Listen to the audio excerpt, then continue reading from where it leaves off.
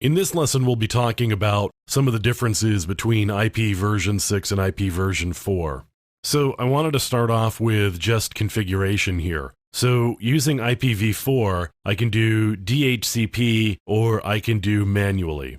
So with version 6, I can do manually, I can do automatically, or I can do link local. And you'll see here, there's actually a router field.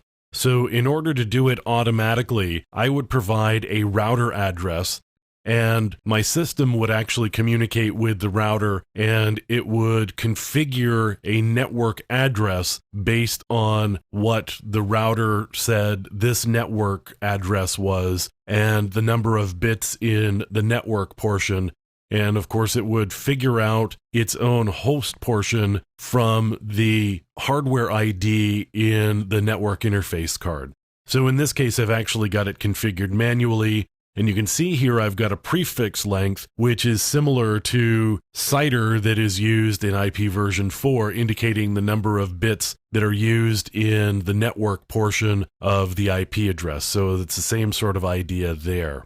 Now, some of the big things between version 4 and version 6 is we've got larger address space, and that's a pretty considerable difference here. Previously, we had 32 bits, which gave us 2 to the 32, and now we've got 2 to the 128, or approximately 3.4 times 10 to the 38 addresses, which is a very large number of addresses. In addition to the larger address space, we actually have built in the capability of multicasting. Now, if you've done different types of streaming video or other types of streaming media, you may have done multicasting and you probably didn't even know you were doing it. Multicasting is generally implemented using a specific set of addresses inside IP version 4. Now, IP version 6 actually allows the transmission of messages to multiple destinations inside version 6. That's just something that was built into the protocol. We get stateless address auto configuration. So if they are connected to an IP version 6 network, they can use the neighbor discovery protocol to figure out where they are and be able to configure themselves automatically.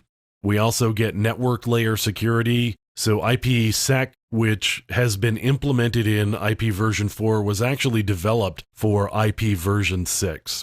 We've also simplified the processing by routers. There are a number of header fields that are different that make it easier for routers to actually process the packets.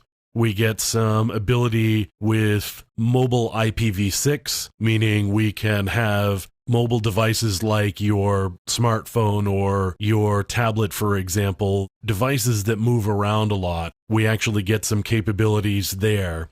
We've got the ability to send very large packets. So previously we had a limit on the packet size of 65,000 bytes or 64K bytes, basically. Now we've actually got the ability to use jumbograms, which has something on the order of 4 billion bytes or octets. And so we can send very, very large chunks of data all at once.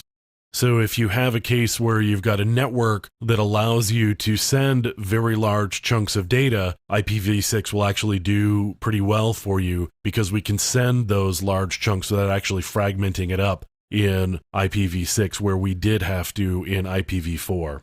That's just some of the differences in IPv4 versus IPv6. Again, the really big one, and one of the reasons that we're really driving towards IPv6, is the larger address space, as mentioned previously. But we do get a number of other features. One of the other features that actually works out pretty well is using IPSec and being able to have policies for actually setting up secure communication between multiple devices, and having that right at the network layer actually works pretty well. So we get network layer security, and even though IPSec was implemented in IP version 4, it wasn't actually at the network layer. It kind of sat at sort of an odd state because of the way it had to be implemented. So now we get network layer security using IPSec inside of IPv6.